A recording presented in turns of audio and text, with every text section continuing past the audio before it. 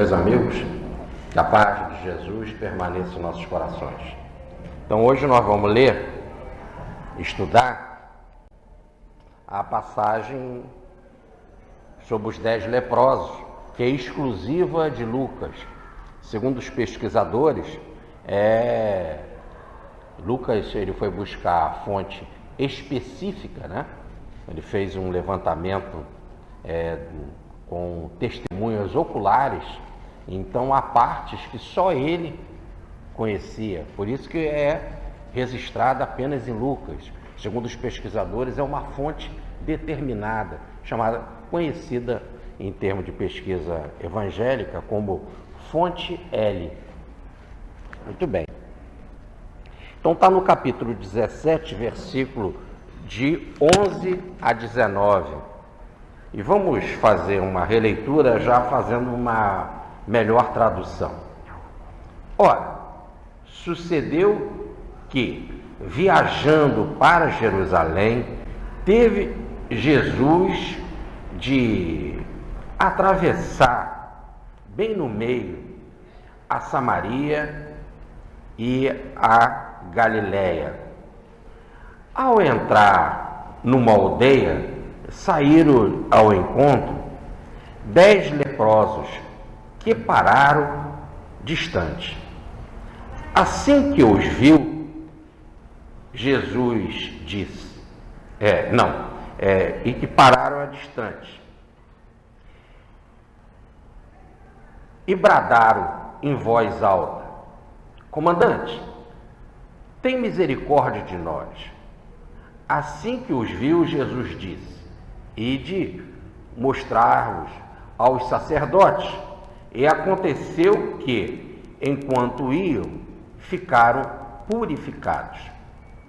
Vendo-se curado, um deles retrocedeu, glorificando a Deus em altas vozes, e caiu com o rosto em terra aos pés de Jesus, dando-lhe agradecimento. Este era samaritano. Perguntou-lhe Jesus: os 10 não ficaram purificados? Onde estão os 9? Então, nenhum mais, senão este estrangeiro, voltou para dar graças a Deus? E dirigindo-se ao estrangeiro, disse: levanta-te, vai, tua fé ou a tua fidelidade te salvou. Muito bem. Nós estávamos aqui estudando da vez passada sobre a queda espiritual, e nós dizíamos, que a queda gera um processo de culpa em que a pessoa que se sente assim constrangida consigo mesmo, a culpa é um constrangimento pessoal, quando ela se sente assim, ela ela se sente que ela deve se esconder, ela se sente na condição de culpada, de psicologicamente não merecer convívio com o outro. Por isso que gera vários tipos de doenças, que em psicologia faz com que a pessoa não quer mais contato com o outro, ela quer se esconder, Por exemplo, ela não quer mais ter convívio social. Veja que lá no caso lá do Adão, quando ele errou, segundo a historinha da Bíblia, da lenda, quando ele cometeu lá o chamado erro, ele vai se esconder atrás de uma árvore. E o Senhor pergunta: Adão, onde você está? Estou aqui atrás da árvore. Por que você se escondeu? Então essa é a ideia, a pessoa quer se esconder, ela se fecha em si mesma. Acaba se fechando com relação ao outro também. E isso faz com que ela, não querendo mais o convívio, o outro, ela acha que ela não tem mais o direito de conviver com o outro. É quase que psicologicamente, ela se coloca na prisão. Como se ela mesma, psicologicamente, já se condena. Já entra na prisão. Porque com a prisão nada mais faz do que isso, né? Pega um sujeito acelerado e coloca ele trancafiado, longe da sociedade, preso. Então, psicologicamente, o culpado faz isso consigo. Ele mesmo já começa a se auto-prender. E ele já começa a dizer, eu não tenho direito de cidadania, de conviver com outro. Isso se transforma na palavra de servo. O que é o servo? É aquele que não tem direito de família. Quando os escravos chegavam aqui, pegavam o escravo, isso é muito doloroso, né? Se ele tinha lá uma família, se ele tinha mulher, tinha filho, vendia, cada um ia para um estado diferente. Para não ter nem essa ideia, quer dizer, não se tinha um respeito à família. Que também a ideia de família era perigoso, porque também eles se comunicavam, era o mais fácil também, podiam bolar planos de fugir. Então separavam, botavam um para a Bahia, outro para o Recife, o outro para São Paulo, por exemplo. Então, o servo, ele não tem direito nem à família, né? E ele passa a ser propriedade do seu patrão. E o patrão lá, o senhor, ele faz o que ele quer com o servo. O que ele quer, o que ele determina. Como você pega um objeto, você tem 2 relógios, você decide que relógio você vai usar e o que você não vai usar você pode colocar na gaveta, né? Faz o que você quer. Assim também, o outro é um objeto, é uma coisa, né? Kant vai estudar muito isso quando ele vai falar do ser transformado em coisa, em objeto, ele fica coisificado. Ele é uma coisa. E ele não tem nem direito a agradecimento, porque ele não tem nem direito de escolher o que ele vai fazer. É o Senhor que determina. Ele não tem maioridade, ele não tem direito a nada. É o Senhor que diz aonde ele vai trabalhar, no quanto que ele vai trabalhar, né? E pode mudar isso de uma hora para outra. Aliás, até define o que ele vai comer. Daí aquela brincadeira que se fazia, uma brincadeira séria, né? Não pode comer leite com manga, que faz, o cara morre leite com manga. Então por quê? Porque ele não queria que o sujeito tomasse o leite. E eles se alimentavam muito de manga, porque tem mangueira para tudo que é lado no Brasil, então pegava a manga e podiam comer. Mas se toma o leite, diminui a produção, né? Então inventa logo a ideia de que vai morrer se você tomar. Então, quer dizer, até o que você vai comer está definido, né? Veja que o dono, lá o português, ele comia o lombinho, ele comia a carne boa, né? Do porco, o pernil. E o escravo ficava com o resto, tudo aquilo que sobrava, ficava com o resto. Aí ele inventou a feijoada. É isso? Então, quando inventou a feijoada, que era coisa do pobre, que era a caçobra, que era o que o rico não comia, né? Quando descobriu que aquele era bom, a feijoada logo aumentou de preço, e o outro não tem mais direito à feijoada. Mas, voltando, então ele vira coisa, e ele perde a condição, ele não tem direito à filiação, ele não tem direito à família, ele não tem direito a ser da família. Então, voltando isso para a ideia da queda espiritual, quando você cai, então, espiritualmente, que vem a ideia de culpa, automaticamente você se esconde. Gera o que Jung tem uma passagem, eu coloco isso, desenvolvo isso nos livros, aliás, está nesse livro Pão Vivo, eu boto as frases do estudo de Jung. Então, ele coloca a ideia de que gera uma dicotomia na mente, uma racha, uma quebra entre a consciência e a inconsciência.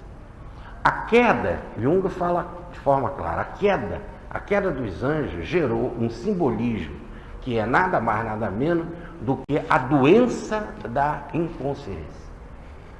É a doença da inconsciência. O Livro dos Espíritos já sabia isso, na pergunta 621, quando fala, né? Aonde está a lei de Deus? Está na vossa consciência. Ora, se está na minha consciência, por que eu preciso de missionários? Aí os mentores explicam. A pergunta 621A. Porque se desprezou e automaticamente se esqueceu a lei. Quer dizer, ao desprezar a lei, que é o erro, ao desprezar o convívio com Deus e fazer a vontade divina, que é o erro, esse desprezo gera automaticamente o esconder. O esconder é esquecer. O se esconder acaba psicologicamente gerando a doença do esconder.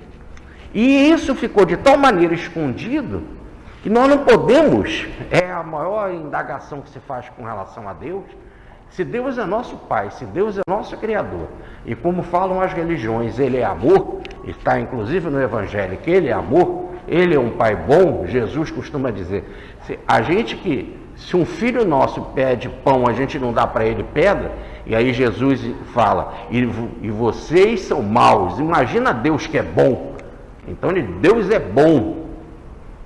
E uma vez chamaram ele de bom, Jesus de bom, ele falou, eu bom? Bom sou o Pai, então o Pai é o bom.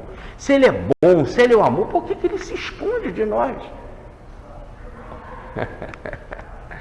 Por que Ele se esconde? Ele não se esconde, né? Nós é que estamos escondidos. Nós ficamos tão escondidos atrás da árvore, né? Lá no simbolismo lá do Adão, a gente se escondeu tanto que a gente perdeu a visão dele.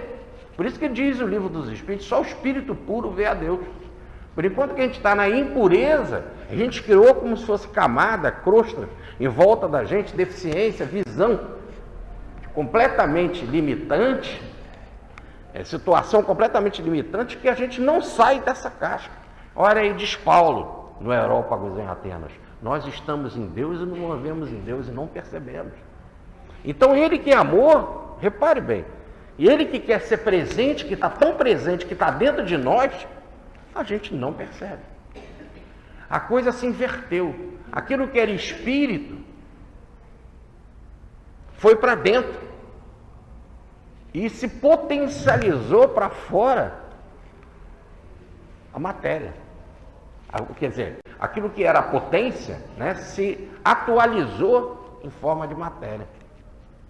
Então, a gente costuma dizer, a religião, o espírito se coagulou. Então, externamente, ficou coagulado.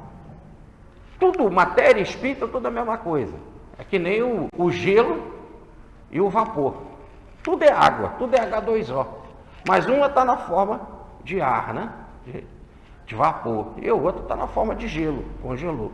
Então, a parte externa nossa ficou congelada na carne, como se fosse um abajur. E a parte interna, que é o ser divino, né, ficou completamente inconsciente, ficou perdida. Então você tem que mergulhar em si, despertar isso que ficou perdido. E agora, então, gera toda essa situação de que a gente não se sente, como a gente nem vê Deus, a gente tem toda uma relação com Ele de distância, de Senhor. Ele é o Senhor. A gente tem medo dele. Deus castiga. Ensina para a gente. Deus está vendo. Deus está vendo. Ele vai te pegar. Ora, então, a gente transfere tudo que é coisa ruim, de sacrifício, de dor, de perseguição, para Deus. Quando o seu atributo é o do amor, como diz as Escrituras. Deus é amor, Deus é Espírito, Deus é luz. São as três definições que o Novo Testamento dá de Deus. Né? Então, inverteu-se tudo. Inverteu tudo. E aí se cai nessa condição de servo. E se Ele é o Senhor e a gente é servo, aí não dá. Não merecemos agradecimento. Foi o texto que nós vimos na vez passada. Porque nessa relação senhor e escravo, né, o senhor não precisa agradecer nada que o escravo faz. Por quê? É dever do escravo fazer. E aí dele, se não faz, vai para o pau. E mais ainda, ele não precisa o senhor agradecer, porque, diz o próprio texto, é dever do escravo fazer. E aí a frase que terminava a lição passada. Depois de fazer tudo aquilo que devemos fazer, devemos dizer, somos servos inúteis, não fizemos mais do que a própria obrigação. Porque se colocou-se nessa condição de servo. Mas qual é a proposta do Evangelho? a proposta da boa nova. Essa é a nova mensagem. É uma mensagem de libertação. E a maior liberdade que a criatura pode ter é a liberdade de andar na lei. Quando ela não anda na lei, por exemplo, ela tem a carteira lá, ela tem a liberdade, agora você pode dirigir. Aí você, puxa, que bacana, pode dirigir. Por quê? Porque a lei, o Detran te deu autorização, te dá um documento, né? Você tem direito a ir e vir no trânsito. Agora, quando você não obedece à lei do Detran, ele toma a tua carteira. Você perde o direito. Então, você só tem o direito quando você cumpre a lei. Ora, a mesma coisa, o Evangelho vem te dar essa nova proposta. Ele vem trazer qual é a constituição divina, qual é a mensagem divina, para a gente, vivendo a mensagem divina, ganhar o direito de ser cidadão divino, de ser cidadão cósmico, ao viver esse estatuto divino. Então o Evangelho vem trazer essa novidade, qual é o estatuto divino.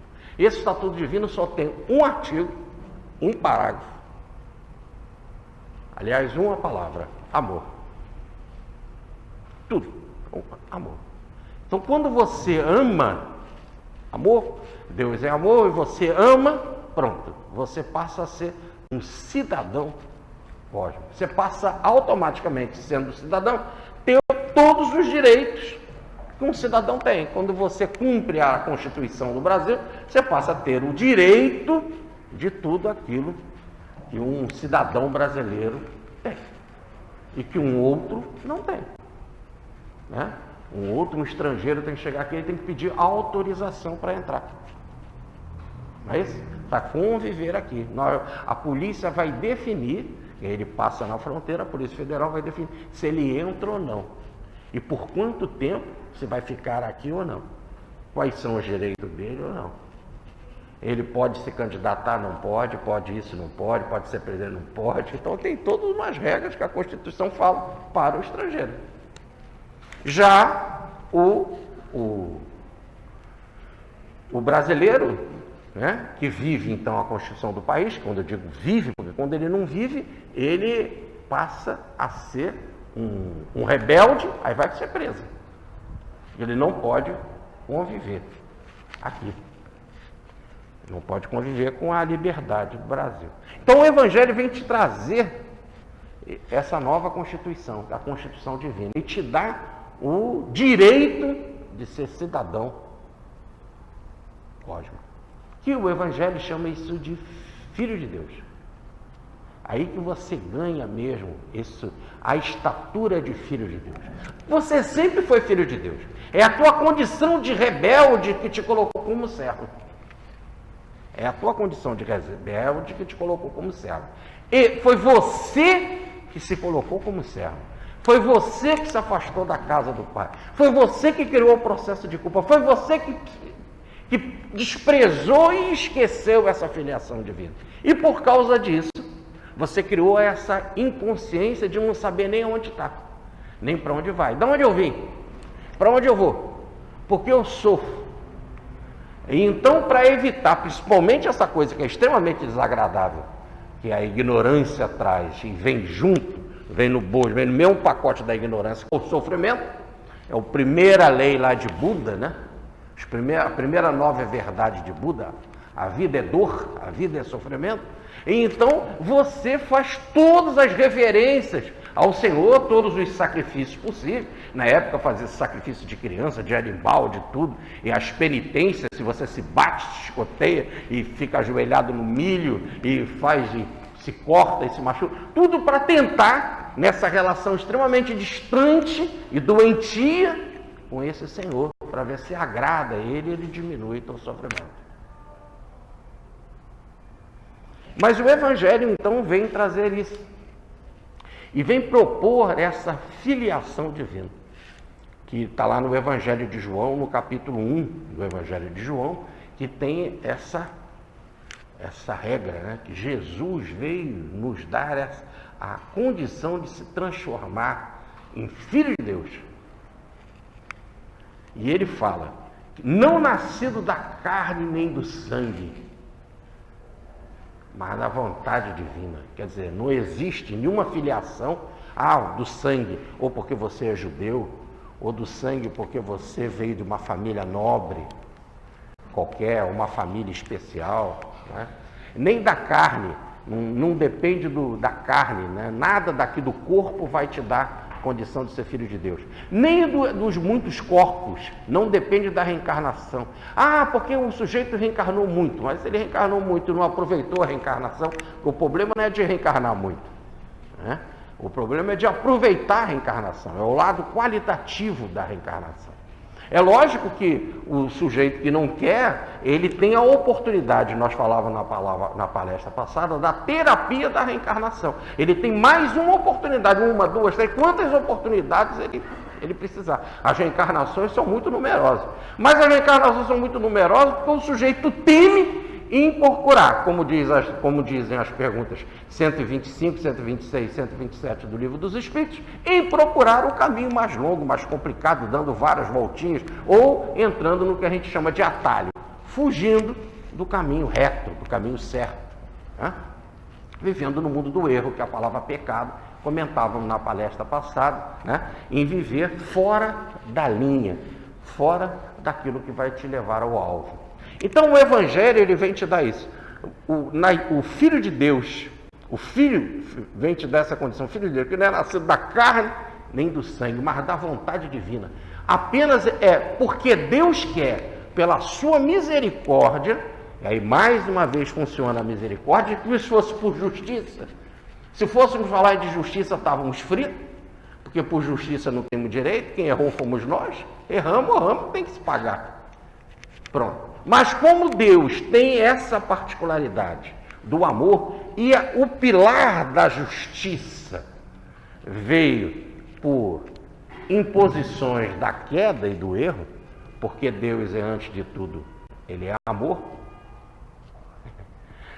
pode dizer que Deus é justo, que há justiça nele, mas o que impera sempre é o amor. O amor. Então, é da vontade dele, porque ele é amor, e amor, no caso dos errados, se manifesta como misericórdia, né?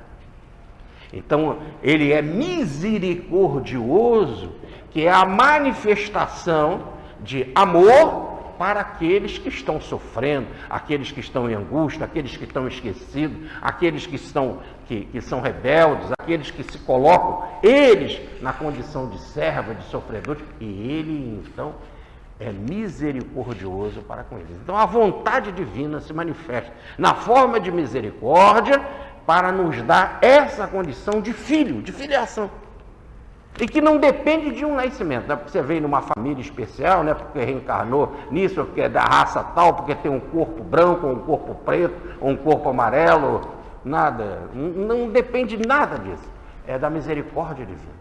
É ele que quer, por amor, te dar essa estatura de filho, fazer esse novo nascimento. E só tem um jeito da gente renascer, mais uma vez, com essa estatura da filiação divina. Só um jeito, cumprindo o Estatuto Divino. O Estatuto Divino, um único artigo, um único parágrafo, amor. Então é a vivência, essa é a boa nova. Muito bem. Mas o capítulo de hoje é sobre os 10 leprosos. E diz lá a passagem que Jesus estava indo para Jerusalém e passou no meio entre a Samaria e a Galileia. E chegando numa aldeia, 10 leprosos vieram ao seu encontro e, parando distante, disseram: Senhor, comandante, capitão, tenha misericórdia de nós. Falaram alto, e tiveram de falar alto porque eles pararam distante. E Jesus disse: e de procurar os sacerdotes vão mostrar aos sacerdotes, vão se mostrar aos sacerdotes. E eles foram. E quando estavam indo, viram que estavam purificados. E um, que era samaritano, diz aqui a palavra técnica, né? Retrocedeu, deu a volta, deu meia volta, retrocedeu e foi ao encontro de Jesus.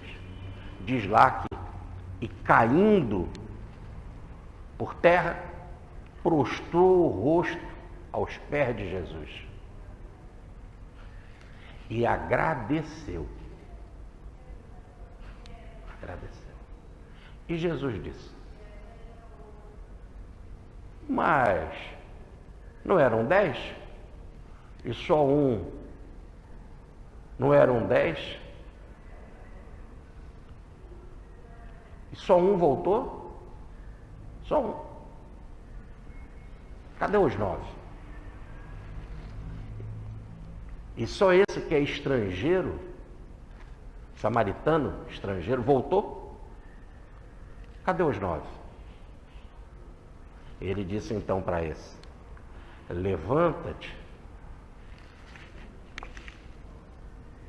e vai, porque a tua fé ou a tua fidelidade te salvou. Fala esse problema. Então vamos lá.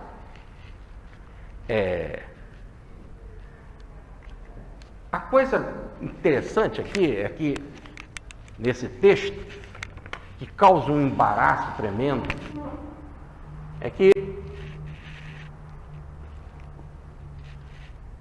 vamos desenhar aqui assim Israel, né? Israel uma... tudo bem. Então, Israel,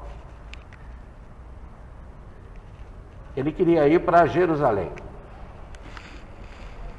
Jerusalém fica numa região chamada Judéia. E ele passa entre duas regiões, a Galileia e a Samaria. E a Samaria faz fronteira com a Judéia, né?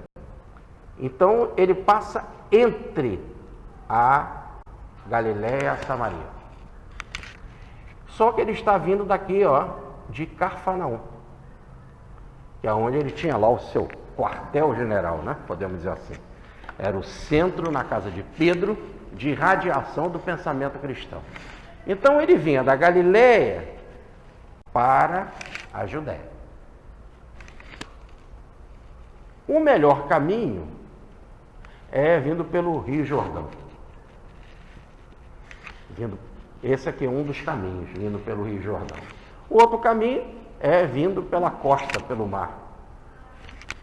E o outro caminho, mais simples, é vindo aqui pelo meio, atravessando pelo meio, tanto a Galileia quanto a Samaria. Mas diz o texto, e essa que é a complicação, que ele passou entre, ou na divisa, na fronteira, essa é a melhor tradução, entre a Galileia e a Samaria.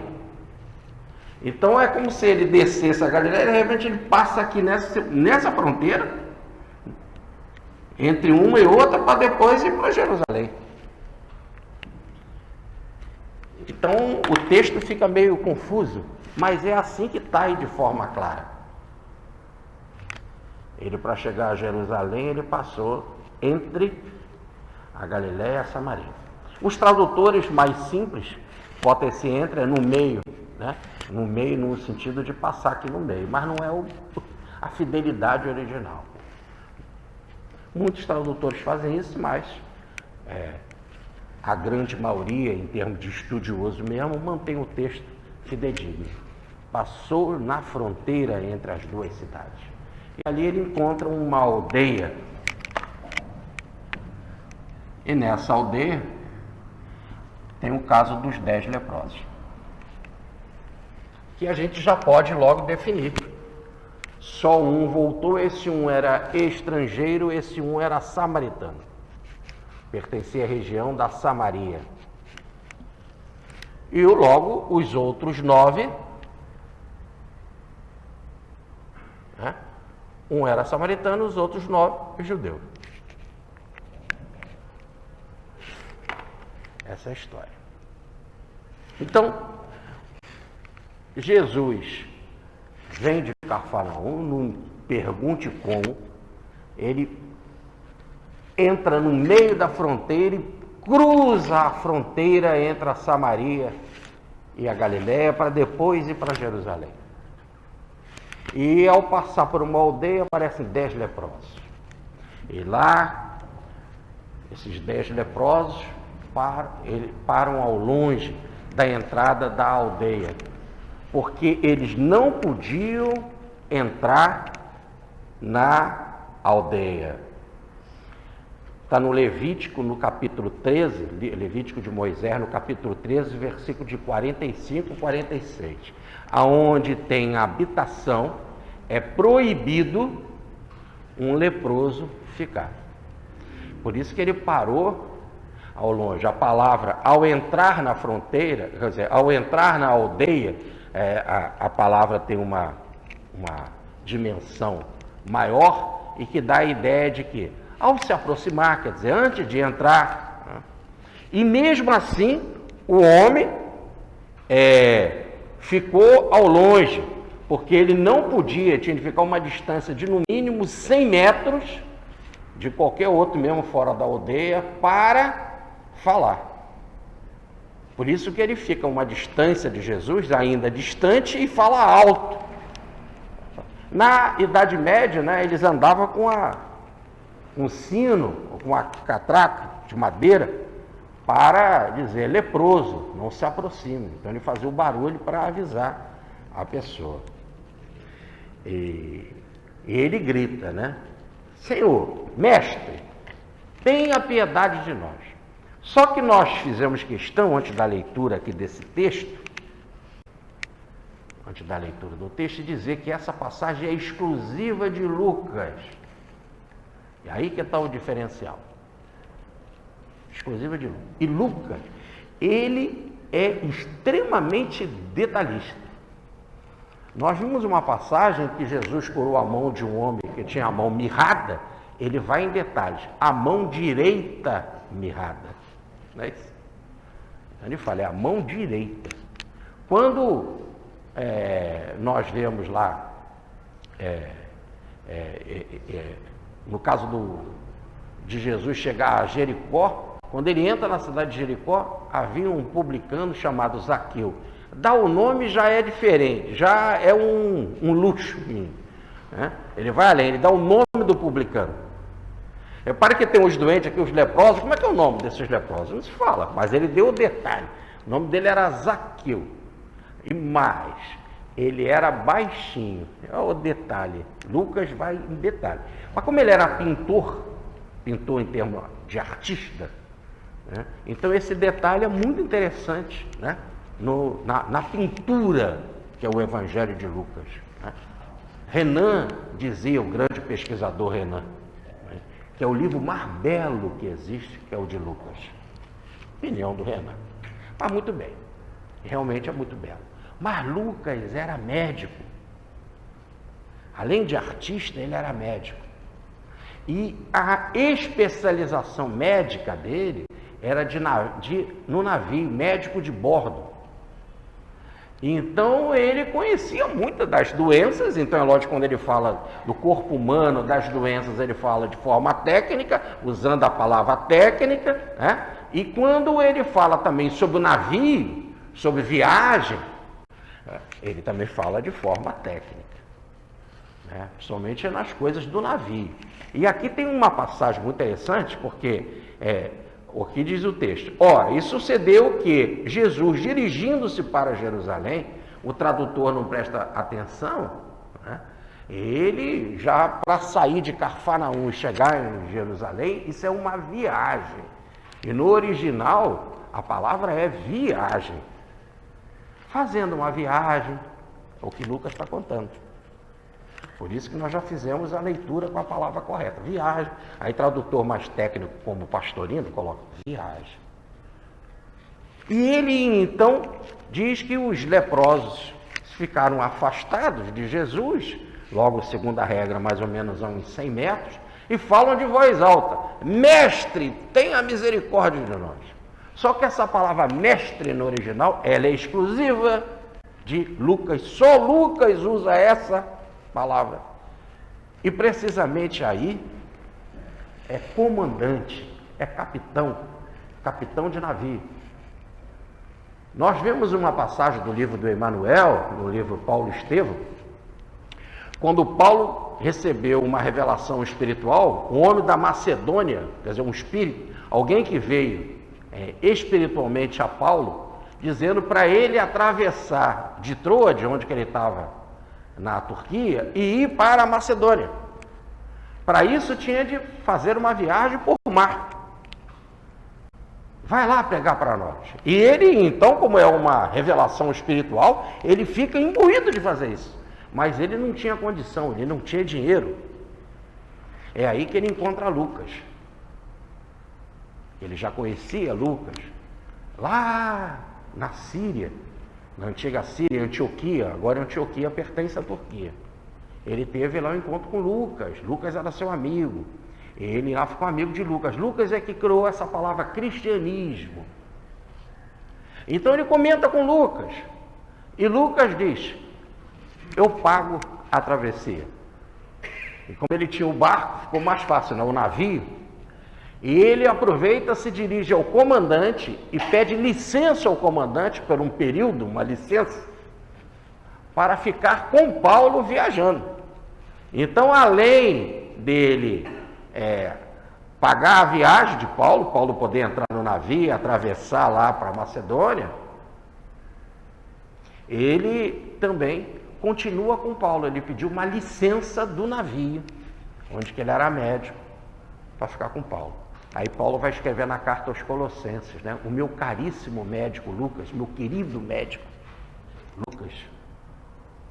Então, Lucas usa a expressão técnica aqui no caso, porque não é o rabi no sentido de como os judeus poderiam pensar. O rabi, que é aquele que tem um conhecimento das escrituras, o conhecimento da lei, da Torá, das interpretações do judaísmo. Não, ele está falando alguém que tem capacidade de comando, alguém que é poderoso. Logo, a fama de Jesus chegava ao ponto deles interpretarem Jesus no sentido de: dê uma ordem, e quando você dá uma ordem, a coisa acontece. Porque ele deu uma ordem ao vento, e o vento parou. E o barquinho continuou, não é isso? Lá o centurião já tinha falado com ele em Cafarnaum. Centurião: o meu servo está doente, né? E Jesus: vamos lá curar o teu servo. E ele diz: Senhor, eu não sou digno que você entre na minha casa. Eu sou um centurião, eu falo para os meus soldados: faz isso, faz aquilo, e eles falam. Eu que mando, eu sou o comandante. Você também pode dizer ao verbo, fale ao verbo, diz essa vibração, ao logos, a vibração espiritual. Emite uma vibração espiritual, comanda essa vibração espiritual, e o meu servo vai ser curado. E de Jesus: eu nunca vi fé assim em Israel. Eu parabenizo. Então, faz um comando com a força da vontade, com a força divina, com logos, o verbo, dicte ao verbo, fale ao verbo. O verbo é a tradução em latim, no original é o logos, que é a razão suprema, que é Deus, né? Emite a vibração divina e o meu servo vai ser curado. Então essa ideia do comando já corria. E os leprosos, como eles estão ali nessa fronteira, e a gente pode imaginar que estavam fronteira na Galiléia, porque a aldeia era da Galiléia, pela própria proporção 9 judeus para 1 samaritano, e o que não se poderia imaginar era judeu na Samaria, mas samaritano, judeu andar com samaritano é possível, mas judeu viver na região da Samaria é que era impossível. Aliás, o samaritano não gostava do judeu. Quando Jesus esteve na Samaria e pediu um copo d'água, a mulher estranha. Primeiro que ele estava pedindo uma mulher, e segundo que ele era judeu. Pediu um copo d'água a ela, e ela depois, quando vê que ele é mais do que um profeta, e ela vai descobrir que ele é o Cristo, ela vai notar algo impressionante, vai perguntar para ele, mas qual é o melhor Deus? Aonde que a gente cultua? Deus era o mesmo para ele, Jeová. Mas qual era a melhor forma de culto? Aqueles lá no muro de Jerusalém, que é praticada pelos judeus, ou aqui no monte do Gerizim, na Samaria? Quem cultua a Deus da melhor forma? Aí Jesus vai dizer, Deus é Espírito. Espírito deve ser adorado. Nem nos muros de Jerusalém, nem no monte do Gerizim. Deus transcende isso tudo. Deus é Espírito. É outra definição para Deus, como já falei, são três. São três definições assim claras. Deus é Espírito, está nessa passagem de João, no capítulo 4. Deus é luz, está na primeira epístola de João, no capítulo 1. E Deus é amor, na primeira epístola de João, no capítulo 4. Então essas definições, aqui tem essa. Deus é Espírito e Espírito deve ser adorado. Então a aldeia era judaica, com certeza. Ou melhor, da Galileia. E aí Jesus, eles falam, comandante, a fama de Jesus já tinha chegado a ele. Eles sabiam que Jesus, só em falar, só a ordem dele fazia com que a coisa acontecesse. E ele então apela para essa manifestação divina. A Bíblia está cheia de expressão de que Deus é misericordioso. Nós colocamos aqui, Eleson, misericordioso. Toda a manifestação divina é por misericórdia. Vamos só recordar um pouquinho da história de Israel. Eles eram escravos no Egito. E Moisés saiu de lá, foi expulso de lá, foi exilado. Ele que foi cuidado pela princesa do Egito, né? Viveu na corte como filho do faraó, ele foi exilado do Egito. E andando pelo deserto, ele vai ter a visão de Jeová. Yahvé, que é Jesus, o Deus do Antigo Testamento, aparece para ele. Ele diz, eu vou libertar o meu povo, e eles me terão como Deus, e eu serei, formarão o meu povo, e eu serei o Deus dele. E Moisés pergunta, como é o teu nome? Lá no Egito, cada Deus tem um nome. Ele diz, eu sou, diga que eu sou um centro de poder, um eu forte, divino, poderoso. Eu sou é centro de poder. A referência sou eu mesmo. Uma força central, divina. Eu vou salvar o meu povo. E a relação é sempre essa. Fui eu, o primeiro mandamento. Aí o povo sai do Egito, vai para o Sinai, e no Sinai há uma aliança desse Deus com esse povo. O povo que não tinha direito nenhum, o povo era escravo. É ele que, por misericórdia, resolve salvar. Aí o primeiro mandamento é, eu sou o Deus que vos tirei da escravidão do Egito. Fui eu que fiz. É obra minha, nada de vocês. Fui eu que fiz. E eu sou um Deus zeloso. Não coloque outro Deus diante de mim. Não que não existam outros espíritos, mas vocês não. Só eu. Feito isso, essa é a nossa aliança. Feito isso, eu estarei na frente, comandando, protegendo, e vou dar uma terra prometida para você. Então, isso se chama esse é o primeiro fato da história do povo de Israel, do povo como nação. E aí, fica bem claro essa relação da misericórdia. Não é porque o povo merece, o povo é pecador, o povo é escravo. Eu é que por misericórdia agi. Então essa misericórdia é um exemplo da queda. A queda gerou esse estado que a própria criatura se coloca como escravo. E ela acaba aqui, veja na parábola do filho pródigo, ela se afasta do pai, além de se afastar do pai, ela aqui cai na mão de outros estranhos que fazem ela de escrava e não dão nem a vagem dos porcos para ela comer. É o caso daqueles que já eram escravos e agora ainda estavam escravizados no Egito, amassando tijolo para grandes obras dos faraós, para as grandes construções.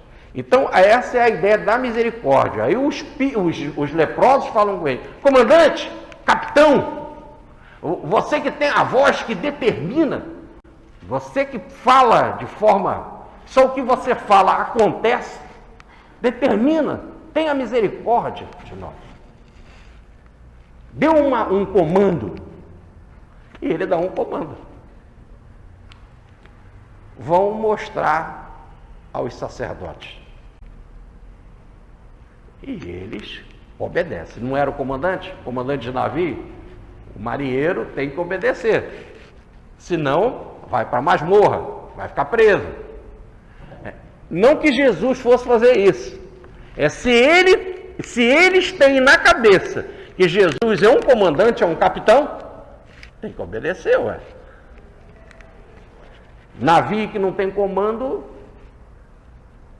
afunda, não é isso? Tem que ter comando. E vai mostrar aos sacerdotes, é fantástico. Está também no Levítico, livro de Moisés, que fala no capítulo 13, versículo 2 e no capítulo 14, versículo 2, precisamente isso. Precisamente isso. O leproso era afastado da aldeia e para ingressar na aldeia só uma pessoa poderia autorizar. Ou na aldeia, se ali tivesse um sacerdote, ou tinha de procurar uma aldeia onde que tinha um sacerdote para pedir autorização ao sacerdote, se mostrando para ele, e ele vai dar autorização para entrar. Ele que vai examinar a pessoa, e aí, passando pelo exame, a pessoa vê que foi curada ou limpa, aí então ela entra na aldeia. Evidentemente que vai fazer todo um ritual, matança de animais, etc., mas aí não vamos entrar nesse detalhe. Já fizemos palestra aqui sobre isso. Mas ela vai passar por todo um ritual, né, para então ser consagrada perante ao Senhor, perante a toda a comunidade, lá no templo ou na sinagoga, e aí vai fazer parte, mais uma vez, da aldeia. A lepra era qualquer doença de pele, não necessariamente o que hoje nós chamamos de lepra. Eles não sabiam fazer essa distinção. Eles não tinham esse conhecimento. Tá certo? Então a pessoa aparecia com uma mancha branca no corpo, podia ser por um outro motivo, é lepra. Separa, porque a gente não sabe fazer a diferença. Então, aparecer com uma mancha escura, também separa. E apareceu com lepra mesmo, que naquela época não tinha cura, então separa. Então, como tinha muita gente que aparecia com mancha no corpo, o que a gente chama lá de uma erisipela, e que não era a lepra verdadeira, podia só curar. Então, curando, voltava e ia voltar para a aldeia, podia entrar na aldeia. E para entrar na aldeia, tinha de pedir autorização. Era o sacerdote que dava a autorização. A lepra era considerada não necessariamente uma doença, era considerada uma sujeira. Uma sujeira fruto de um erro que a pessoa fez, um pecado. Ela cometeu um erro e ela agora ficou impura. Tanto que a palavra é limpo. Limpo, ficou limpa. E no original, que eles traduzem por limpo, o sujeito, eram 10 e os 10 ficaram limpos, que é a tradução aqui. A melhor tradução é purificado. porque tinha todo também um ritual de purificação, de banhos ritualísticos depois na sinagoga. E a própria palavra no original é catarizou, de catarse, de limpeza. A catarse é colocar para fora tudo aquilo que você tem de sujeira. Limpou, passa por um outro ritual espiritual, pronto. Está limpo, pode voltar a frequentar a aldeia. Só lembrando, vão procurar os sacerdotes, e eles andavam em grupo assim de 10, porque como eles viviam afastados da aldeia, tinham animais e tal, quando você anda em grupo é mais fácil para se proteger. E até mesmo para comover os outros, ganhar uma moedinha, ganhar um dinheiro, etc. Né? Forma uma comunidade, um protege o outro, um ampara um, cuida da comida, o outro está cuidando de uma criança doente, o outro vai buscar alimento. Então andar em grupo é bom nesse sentido. E mais, na Samaria, e um era samaritano, e vai procurar o sacerdote, na Samaria também tinha sacerdote. Não vamos esquecer que os samaritanos seguiam os livros de Moisés. O que eles não aceitavam é, como os judeus, os livros dos profetas. Eles só aceitavam Moisés. E cultuavam Deus no monte do Gerizim. E os judeus cultuavam Deus nos muros de Jerusalém. Mas os livros, a primeira parte bíblica, que é o Pentateuco, tanto o judeu quanto os samaritanos aceitavam. E como os samaritanos aceitavam então o Pentateuco, aceitavam o sacerdote. E todas essas regras aqui de limpeza, de ficar longe, de vai procurar o sacerdote, tudo isso pertence ao livro do Levítico, logo pertence ao Pentateuco, os 5 livros de Moisés. Gênesis, Êxodo, Número, Levítico e Deuteronômio. São os 5 livros. Então, Jesus manda procurar os sacerdotes. E todos os dois tinham um sacerdote.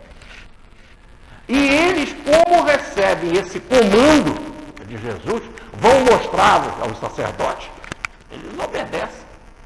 Já que eles tinham Jesus como capitão, como comandante, eles obedecem e vão. E quando eles estão indo, se veem curados, se veem limpos. Mas mesmo assim, se vendo limpos, eles não podem entrar na cidade. Quando limpo, eles têm que procurar o sacerdote. O sacerdote vai ver que eles estão limpos e vai dar autorização para entrar. E aí, dando autorização, passa por um ritual e eles podem viver na cidade. É lógico que quando eles viram que estavam limpos, a ideia era que o samaritano fosse buscar o sacerdote da Samaria. E os outros 9 fossem buscar o sacerdote do judaísmo. Como eles ficaram limpos, cada um foi buscar o sacerdote. Só que o samaritano, quando ele se viu limpo, diz a palavra, passagem, ele deu meia volta, retrocedeu, virou para trás.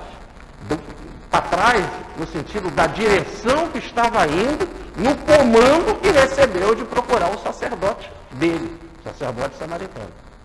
Então, nesta direção de procurar o sacerdote, isso é importante para o texto, ele estava numa direção de procurar o sacerdote que Jesus mandou. O comandante mandou isso. Aí ele retrocede. Ele muda e vai atrás do comandante outra vez. Mas o comandante não mandou ele fazer isso. Mandou ele procurar o sacerdote. Ele, quando ele se viu limpo, ele retrocedeu e voltou ao comandante. Os outros continuaram, os outros 9, fazendo o que Jesus mandou, procurar o sacerdote deles.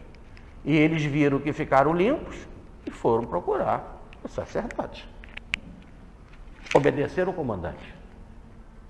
O samaritano é que não obedeceu o comandante. Ele estava obedecendo. Quando ele viu limpo, ele deu a volta e foi buscar o comandante. Voltou o comandante. E caiu para o chão, se jogou no chão, botou o rosto em terra, aos pés de Jesus e agradeceu. dando em altas vozes glória a Deus. Qual é o Deus? O Yahvé, é o mesmo Deus dos judeus, que é que eles seguem. E Jesus diz: ué, mas não eram 10? Cadê os outros 9? Então é interessante, eles não estavam curados. Os 10 vinham e gritaram: comandante, tenha misericórdia. E o comandante: vão lá mostrar para os sacerdotes. E eles foram. Aí quando eles foram, é que eles viram que eles estavam curados. Então ele, o comandante, já sabia que eles iam ficar curados. Que eles foram embora. Eles foram embora. Quer dizer, o comando dele era já um comando de cura. Ele já sabia. Tanto que ele pergunta: ué, mas não eram 10? Cadê os outros 9? Cadê os 9? E só esse estrangeiro voltou? Então a Samaria era a terra de estrangeiros. Se minha professora de português está aqui, hein? Separando o sílaba com N ali. Mas o estrangeiro voltou. E por que é estrangeiro? Eu deixei aqui a passagem, né? Eu trouxe aqui a passagem. A Samaria, ela foi colonizada pela Síria durante muito tempo. E a Síria pertencia lá à Mesopotâmia, né? Que é a região ali, a Síria, pedaço do Irã, do Iraque, que é hoje. E eles ficaram aqui, dominaram essa região por muito tempo. Por isso que está dito, né? No segundo livro dos Reis, no capítulo 17, versículo de 24 a 30, que era a terra estrangeira, pela influência da Mesopotâmia ali, durante muito tempo. Tá certo? Daí Jesus usar a mesma expressão. Então só esse que é estrangeiro é que voltou? Cadê os 9? Logo, judeus, os 9. E para falar em estrangeiro, ele não pode falar estando na Samaria. Ele estava na aldeia, uma aldeia que pertencia a Galiléia. O que fica melhor a gente entender, ele estava nessa fronteira da aldeia que pertencia a Galiléia. Por quê? Porque inclusive eram 9 judeus. Não é isso? Então, ele pergunta: mas um que é estrangeiro, esse que voltou da Samaria? E ele então fala para ele: levanta-te, vai, a tua fé te salvou. Mas os outros ficaram curados. Ué, os outros ficaram curados. E esse daí, além de ficar curado, ele volta para agradecer e Jesus diz de salvo.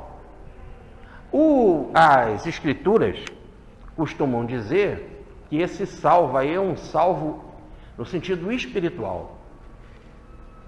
No sentido espiritual. Mas se Jesus diz levanta e vai, quer dizer, continua na sua caminhada, e não muda ele de religião, ele vai continuar estrangeiro, samaritano, frequentando a religião da Samaria, etc. Jesus não se envolve nisso. É que a palavra no original é essa. Esse é o verbo. Soizo, que é o verbo que se traduz por salvar. E esse verbo tem a ideia de salvar da prisão, do cárcere, ou salvar de uma doença. Salvar de uma doença. Não é o salvar espiritual. Várias vezes a Bíblia usa a expressão do salvar espiritual. Paulo diz: sem derramamento de sangue não há salvação. Esse é um salvar espiritual. Aqui Jesus não entra nesse detalhe. Diz que ele estava preso, encarcerado, com essa vibração que gerava essa doença, essa sujeira, essa mancha, e agora ele estava livre totalmente dessa doença. Tá certo? Agora, os outros se acharam limpos também. Os outros se acharam limpos. Vamos deixar isso aqui um pouquinho parado, assim, stand-by, depois a gente volta para essa informação. Vamos pegar uma outra que nós estávamos falando aqui e que eu disse que causa uma certa discórdia nesse texto. Jesus estava indo para Jerusalém. Independente do nosso querido professor Pastorino dizer que Jerusalém é uma cidade onde havia o culto oficial, logo em termos das regras oficiais, vamos para o lado espiritual da passagem. Jerusalém quer dizer cidade da paz. A Samaria, a palavra Samaria, samaritano, quer dizer vigilante. E a Galileia quer dizer jardim fechado. Quer dizer, jardim com muro, né? Fechado. Aliás, no jardim a gente bota aquele tijolinho em volta, assim, aquelas pedrinhas em volta, né? Para separar. Eles chamam aquilo de jardim. Então, quando você protege ele, fica jardim fechado. Repare que ele estava no jardim fechado e queria ir, ele estava lá em Cafarnaum e queria ir para a paz. Esse é um caminho de evolução. E daí o texto dizer que só tem um jeito, você, se está na disciplina da meditação no jardim fechado, fechado em si mesmo, recluso em si mesmo, fechado em recolhimento, sem a meditação, na concentração, olha a palavra concentrar, com o centro, concentrar, com o centro, fechado em si mesmo. Aí a meditação como caminho de evolução, caminho da paz. Ela é uma das técnicas, a concentração, a meditação é uma das técnicas para te levar à paz. Mas fique vigilante. Só tem um jeito de se sair da concentração, chegar à paz. Se juntamente a gente passar pela Samaria. Samaria quer dizer vigilância. Daí dizer Jesus, orai e vigiai. Orar, meditar, fazer prece e vigiai para não cair em tentação, e não caindo em tentação você tem a paz, você fica tranquilo. O método para ficar tranquilo é orar e vigiar, para não cair. Então aqui nós temos uma estrutura extraordinária de evolução. Jesus dá um exemplo. Se você quiser construir a paz, adquirir a paz, e a paz é o resultado do amor, e Deus é amor, e quando você cumpre a constituição divina, você só tem um jeito, é amando, amando você passa a ser filho de Deus e passa a viver o que Deus é, e o que você é em essência, amor. Então, só tem um jeito. Quando você adquire o amor, é que a paz chega. A paz é resultado do amor. A paz, ela não chega antes do amor. Quando a paz chega antes do amor, não é paz, é um amirtício, é uma parada de guerra. Ah, vamos parar porque está no Natal, depois a gente continua brigando, né? Vamos parar porque chegou o inverno, depois a gente continua a luta. A Idade Média tinha muito dessas loucuras, né? Faz uma parada de guerra. Há um dos filmes extraordinários, né? Onde que nós tínhamos os aliados, os alemães, pararam na fronteira no Natal para comemorar o Natal. Jogaram bola, comeram junto, e depois quando acabou, lá veio o comandante, só para com isso, não dá certo, negócio de ficar fazendo paz, ficar amigo. Mas no Natal é um dos filmes maravilhosos. Alguém lembra o nome do filme para a gente falar aqui? Não. Mas é um dos clássicos de filmes, é real, fato verídico, não é invenção. É um filme que eles param na noite de Natal e se encontram. Mas repare que não é o amor ali, né? Havia toda uma tradição do Natal, quer dizer, não havia nem o Espírito do Cristo, porque se há o Espírito do Cristo, acaba o Natal, você continua com ele nascido no seu coração se transforma numa manjedoura, já era. Você não vai querer lutar no outro dia. Mas é simplesmente seguir uma tradição de uma festa. É uma tradição. Engraçado, né? O Natal é só tradição de festa nesse caso, porque a guerra continuou no outro dia. Senão não continuaria. Ora, então, a ideia é que a paz é resultado do amor. Quando você ama, automaticamente você tem a paz. Pelo menos a paz consigo mesmo. Te boto na cruz. Pai, perdoa, eles não sabem o que fazem. Eu entrego o meu espírito a ti e pronto. Eu comigo mesmo estou em paz. Então, quando há o amor, a paz se manifesta. Então, se você quer chegar à paz, método. Orar, meditar, se concentrar, fechar em si mesmo e ser vigilante. E aí tem que passar por essa divisão. E quando você está passando por essa divisão da concentração com a vigilância, sabe, aparece algo que poderá te perturbar e fazer você cair. Por isso que a meditação é um caminho perigoso. A religião, em termos de uma concentração, em termos de espiritualidade, é um caminho difícil. O caminho é apertado, é estreito, é íngreme, há muitas pedras. Porque no exato momento em que você está se querendo espiritualizar, vão manifestar situações, testes, para te pegar. E aí é a passagem da oração do Pai Nosso. Não nos deixe cair em tentação, mas livra-me do mal. Repare que o texto não é contra a tentação, a provação, a dificuldade. Ele não é contra. Ele é contra deixar você cair. Por isso que tem que vigiar, Samaria. Por isso tem que vigiar. Ele não é contra você ser tentado. Ser tentado faz parte da vida. O professor dá uma matéria, depois vem a prova. A prova, a tentação faz parte da vida. O que não faz é cair, tirar nota ruim. Tirar nota ruim é porque não aprendeu a matéria, porque não estudou, não fez a lição. Então, ser tentado, ruim é cair. Mas por que você cai? Caiu porque, por exemplo, na hora da prova não estudou. Não estudou porque foi preguiçoso. Depois Deus me ajuda. Porque não sei o quê. Então, daí o texto. Mães, aí não é com I, é mães, no sentido de ligação. Mãe, livra-me do mal. Porque o mal é que faz você cair quando é tentado. Agora, se você não tem um mal dentro de você, quando você é tentado, você não cai. Então a gente gosta sempre de dar um exemplo, né? Da cachaça. Então você chega com uma pessoa, dá uma garrafa de cachaça. O Rogério sempre faz isso comigo. Dá uma garrafa de cachaça. Viaja, já trouxe uma cachaça para você.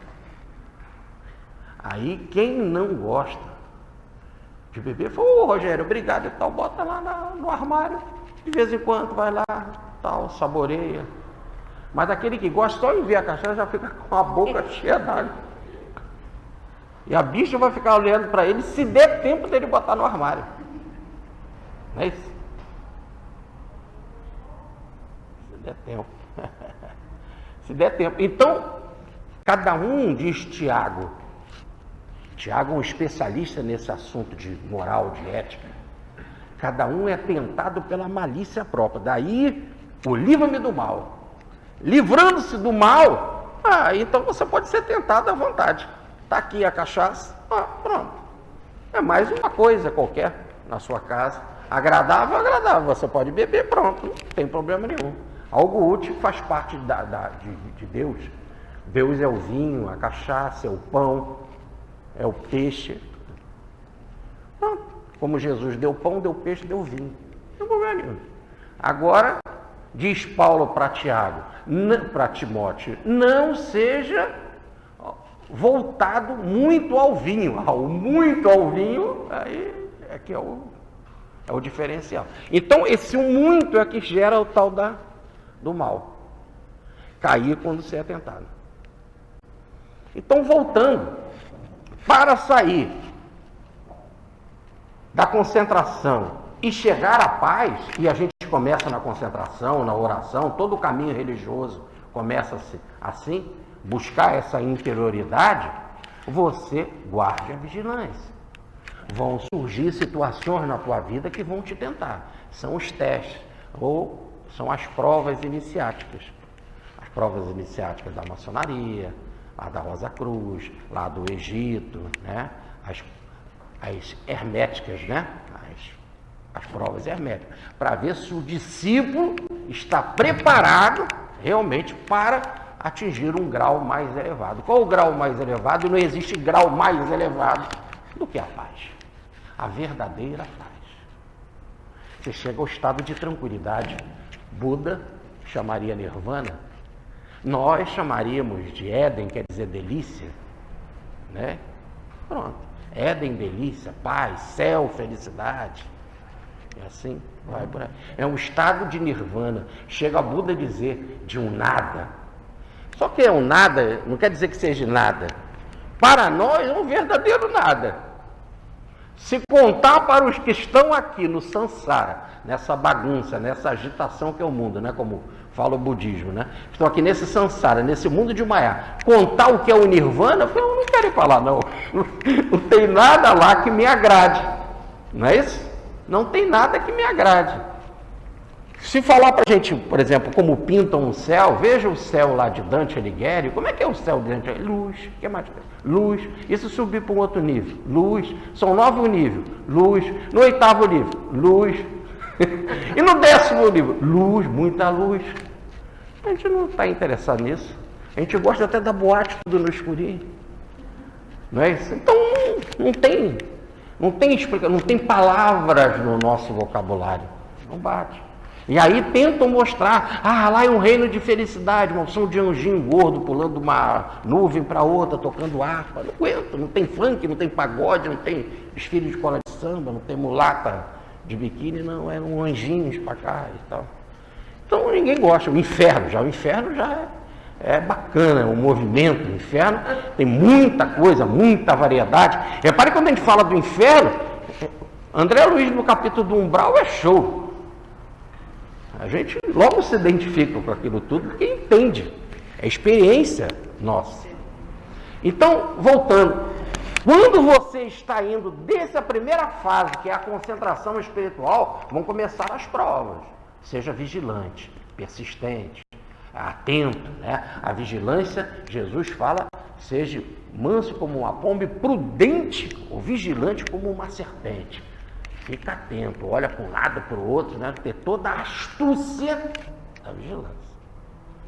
Que nós vimos naquela outra lição. Por que os filhos da luz não são tão atilados quanto os filhos das trevas? O tema agora está voltando.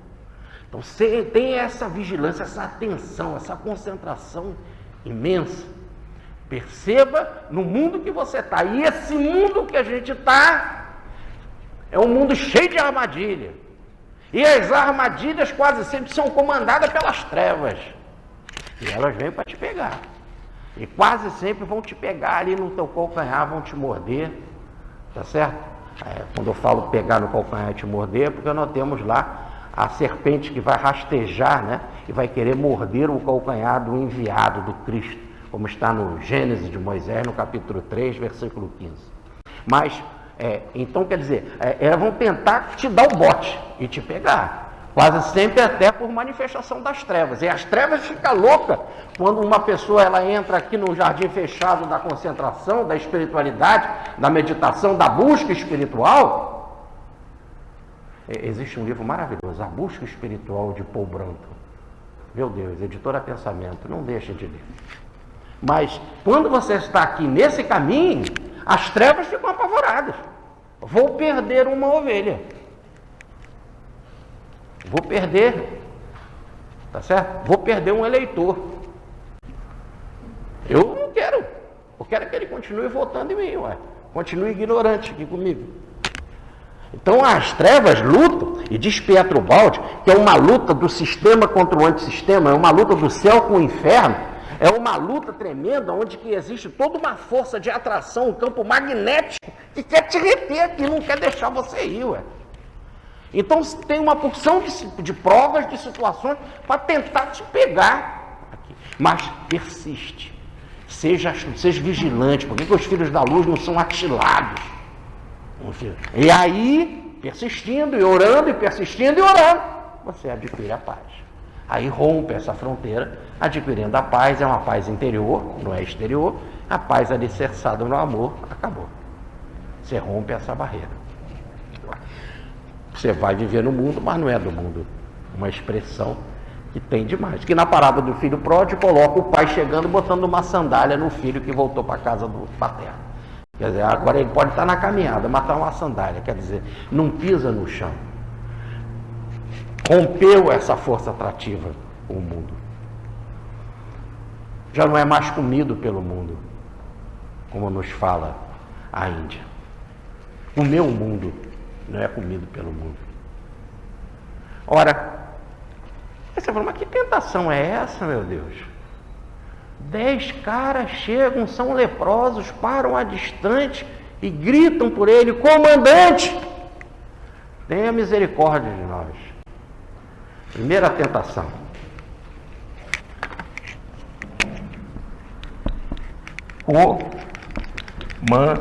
Comandante. Rapaz, você está nesse caminho espiritual, a pessoa começa a dizer: comandante, capitão, mestre, professor de espiritismo, grande palestrante, escritor. Aí começam a pintar as situações. Se você é comandante mesmo, você vai ser inteligente. Se você é um falso comandante, você vai cair, né? Sou eu mesmo, vide a mim aqui, ó. Seu comandante, vem cá, leprosos, eu vou cuidar de vocês, vou curar vocês, e nós vamos fazer um grupo aqui. Seguidores do Cristo.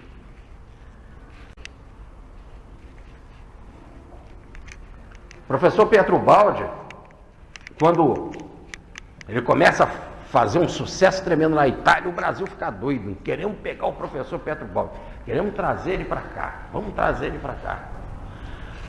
Aí começa, fama. Sua mensagem foi traduzida na Indochina, 500.000 cópias, sucesso estrondoso, publicado na Argentina, no Brasil, na Europa, na Indochina.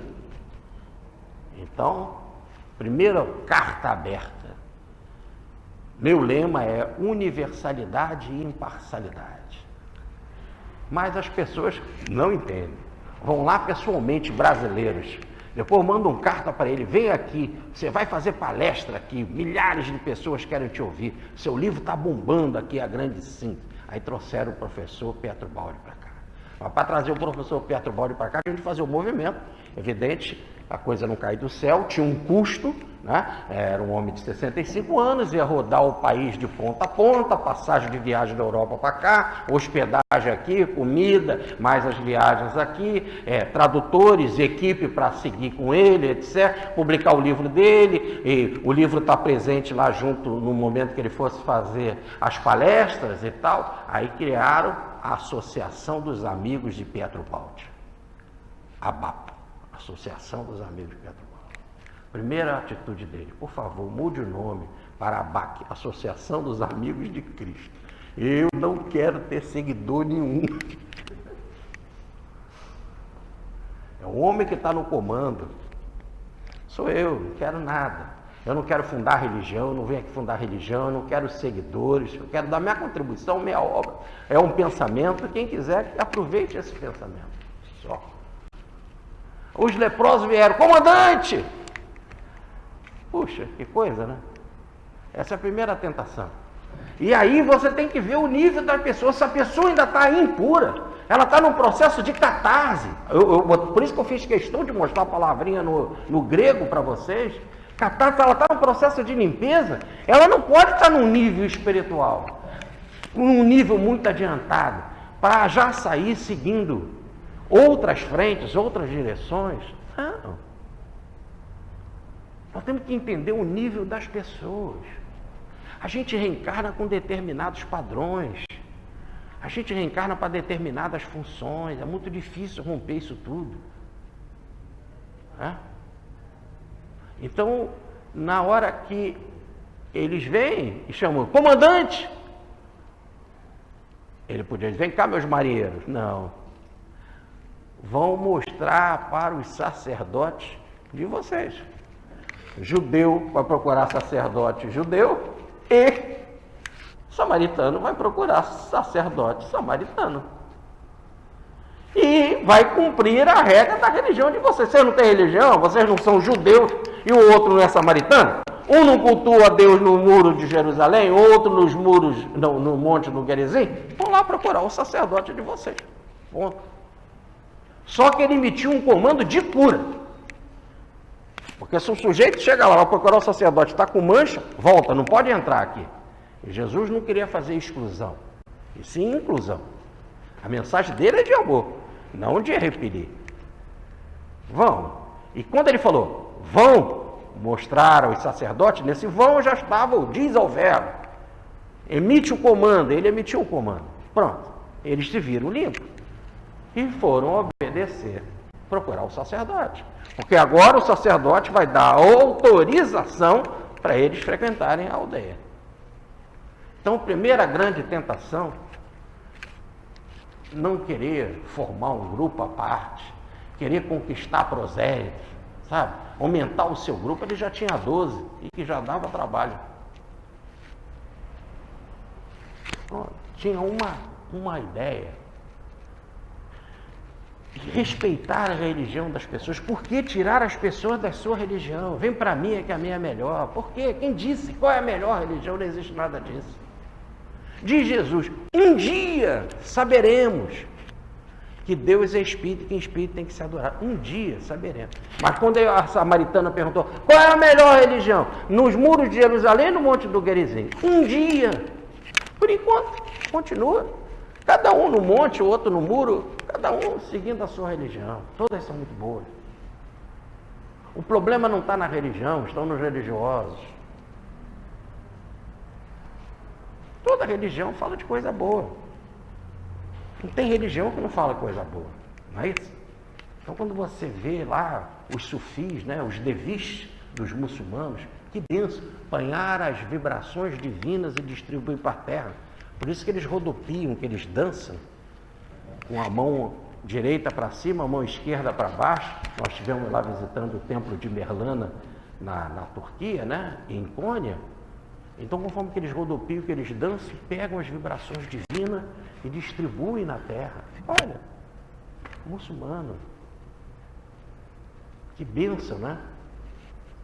E aí todas as religiões são muito abençoadas. Veja a mãe menininha, eu na minha infância, eu convivi com as vibrações da mãe menininha sem conhecer a mãe menininha. Morando no Rio de Janeiro, na Ilha do Governador. Todo fim de semana eu ia para a casa do meu tio de criação, e ele era baiano, e várias vezes ele tinha situações que ficava caído, babando com os olhos, cheio de remela, ficava parado. Família de milionários na Bahia, onde que tem o famoso Hotel Mediterrâneo na Bahia, a ilha de Itaparica, tudo isso pertencia à família dele. E aí era a situação de macumba, de vibrações espirituais pesadíssimas. Várias vezes lá o meu tio Moreira ficava arriado. E nós assistimos várias vezes, batia no portão. Nós não íamos lá, o cachorro latia e nós íamos lá saber quem é. Ah, é um fulano, eu estou aqui, eu estou trazendo um recado da mãe menininha para ele. É engraçado isso várias vezes. Aí cada um, às vezes, trazia um colar, às vezes trazia uma figa, às vezes trazia um pedaço de uma planta, às vezes só falava umas palavras, dava uma bênção, e ele mudava completamente, ficava bom automaticamente. Ela lá da Bahia percebia que ele estava assim. E sem fazer nenhuma diferença, porque o que ele mais gostava de dizer é que ele era materialista. Mas ela o amava, e pronto. Quando ele fugiu na Bahia para poder sobreviver, na época da guerra, ele se escondeu no templo dela. Não, ele não era do candomblé, foi um local que ele arrumou e ela deu abrigo para ele. E o tratou como filho e acabou. e o amparou sempre. É uma mãe abençoada. Então todas as religiões então, são coisa boa. O que faz são os homens que são errados, que dividem, que são preconceituosos. Não é isso? Que bênção. O Russell Norman Chapman, protestante, ele veio ao Brasil, aprendeu o português, ele é americano, deixou a riqueza da América, veio para cá, aprendeu o português, escreveu 6 volumes do tamanho de um catálogo de telefone, que nem mais tem catálogo de telefone, que é o Novo Testamento interpretado versículo a versículo, no grego e no português. Escreveu uma enciclopédia de 6 volumes sobre filosofia, só sobre Allan Kardec, sobre o Espiritismo, tem 20 páginas. E ainda escreveu 5 volumes sobre o Velho Testamento. Aprendeu tudo isso, fez tudo isso aqui, deu a contribuição em língua portuguesa, voltou para a América. Toda religião, coisa maravilhosa. Então, o samaritano e o judeu têm a mesma bênção em termos de religião. Jesus diz, vá lá mostrar para os sacerdotes.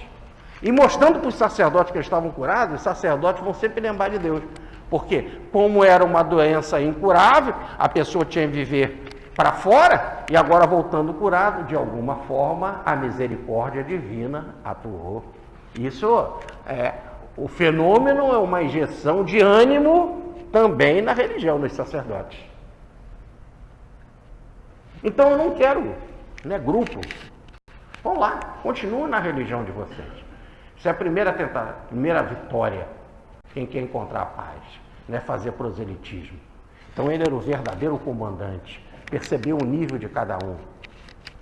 Agora, quando ele vinha passando na coletoria de impostos, o cara nem estava fazendo oração, ele olhou, era Levi, e falou, Levi, vem e segue-me. E Levi levantou e o seguiu. Acabou. Aí ele percebeu o nível espiritual, Levi, que Mateus escreveu o primeiro evangelho. Isso é nível espiritual. Ele percebeu, o sujeito ainda está no processo de purificação, vão lá buscar a religião de vocês, ótimo. Mas vai com o meu comando. Qual o comando? Fica curado. Um percebeu, e esse era samaritano, retrocedeu, aí ele venceu o comandante. O comandante mandou ele fazer alguma coisa, mas ele persistiu. É necessário bater, pedir, procurar, pedir e bater, não é a regra? Procurar, vamos botar na ordem. Procurar, pedir e bater. Aquele que pede, recebe. Aquele que busca, acha. Aquele que bate, a porta se abre. Ele foi aquela pessoa inoportuna de uma outra parábola, que ficava gritando para o juiz à noite para ajudá-lo. E o juiz falou, deixa eu atender logo essa mulher, para ela me deixar em paz, senão eu não consigo dormir. Agora, diz Jesus, se uma pessoa que pede assim, imagina se um juiz que não quer atender, já atende para não ser importunado, imagina quando você pede a Deus que quer te atender, Ele te ama, Ele quer atender. Então o processo é diferente. Então, ele emite o comando e é um comando de cura. Mas um retrocede e volta. E quando ele volta, faz todo um agradecimento e vai além do agradecimento. Ele agradece, algumas traduções vai e deu graças a Jesus. Ele não deu graças a Jesus e não existia ainda essa coisa de graça para nenhum mestre. Isso não existe na religião de Moisés, logo na Samaria nem na Judéia. Ele foi fazer um agradecimento, mas ele vinha em gritos altos, dando graças e louvores e glória. A palavra é graça. Graça é a manifestação divina, né? Vibrações divinas, de alegria, de contentamento, para Deus e não para Jesus. Mas ele percebeu que o canal que acionou a força divina, diz ao verbo, fale ao logos, essa vibração divina, o canal, o médium, daí o médium de Deus, como coloca Kardec no livro A Gênese, que é Jesus, o canal era Jesus. E ele vai agradecer. E Jesus disse, mas não eram 10? Só veio um. E esse um estrangeiro, cadê os outros 9? Cadê os 9? Vamos parar aí.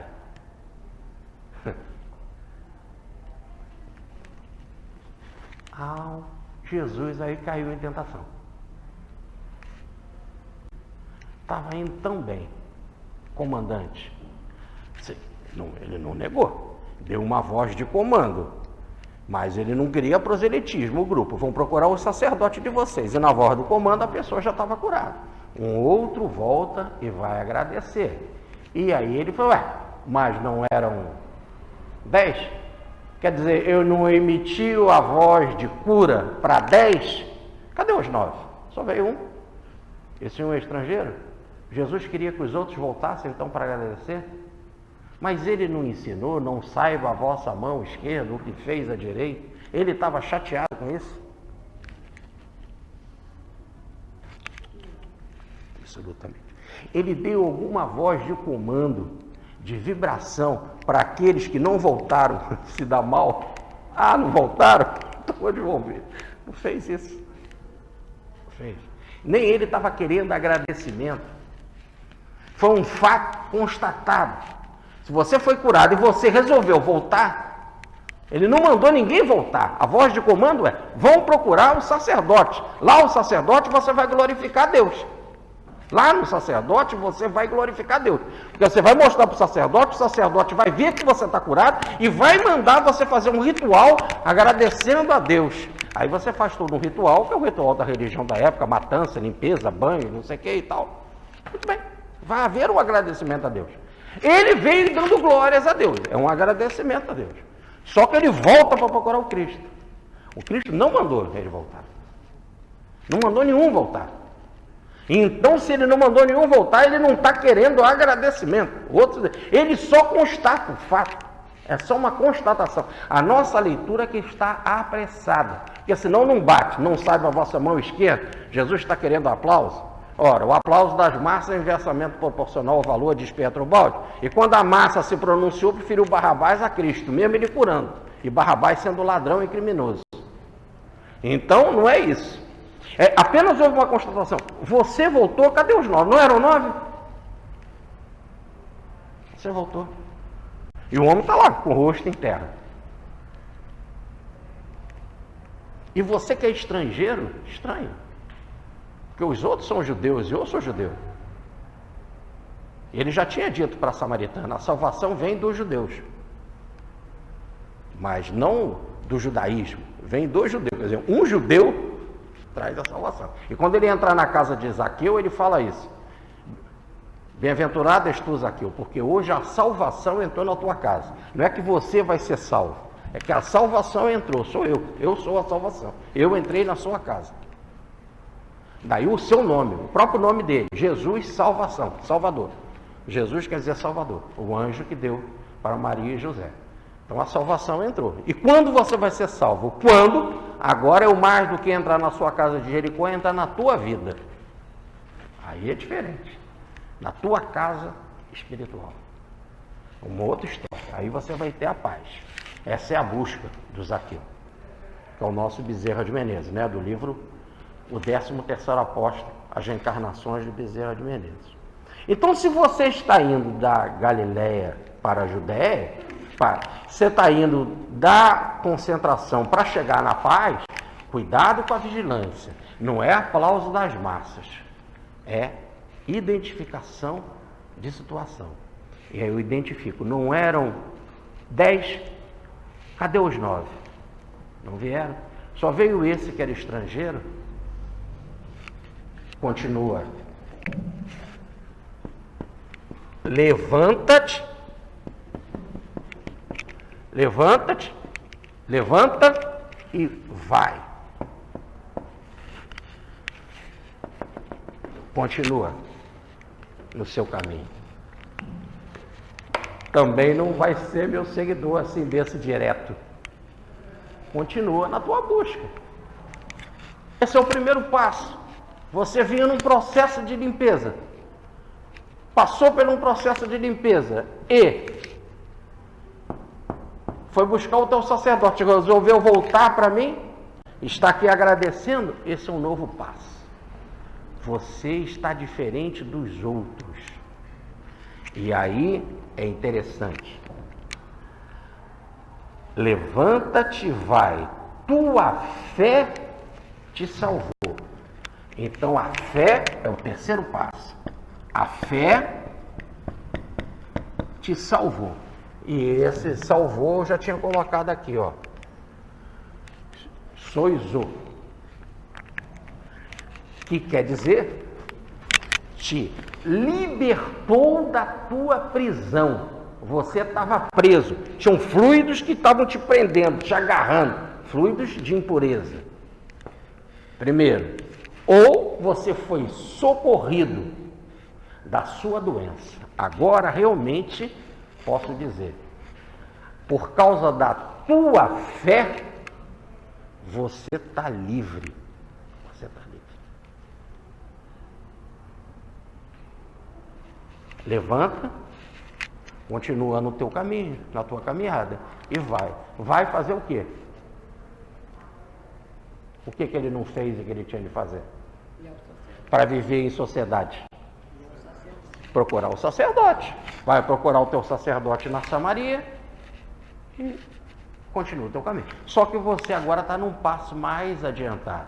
Jesus faz esse diferencial. Você é o único samaritano, você é o único estrangeiro, quer dizer, um alienígena, fora daqui da nossa terra, e que é da Samaria. Então você tem um outro nível. Voltando para o lado iniciático, você já tem o da vigilância. Você é vigilante, é atento, percebe as coisas, percebe um canal espiritual aqui presente. Isso, mas eu não sou um canal em que você tem que ficar aqui de rosto caído no chão, me reverenciando, me agradecendo. Eu sou médium. As obras que eu faço, não sou eu que as faço, diz Jesus. É o Pai que está em mim que faz as obras. Você me reconheceu, mas é o Pai que fez as obras. Segundo, tudo aquilo que eu ouvi do meu Pai, eu vos tenho dado a conhecer. Logo eu ouvi do meu Pai esse comando, essa voz.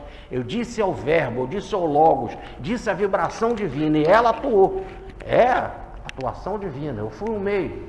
Levanta-te e vai, continue no teu caminho, o teu sacerdote. Só que você já vai estar num nível mais alto. Você já é do nível de alguém que já está na vigilância.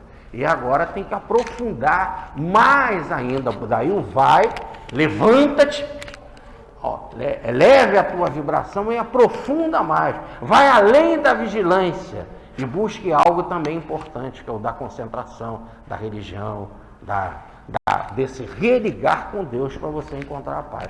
Construa o teu caminho. Repare que a tentação não o pegou de jeito nenhum.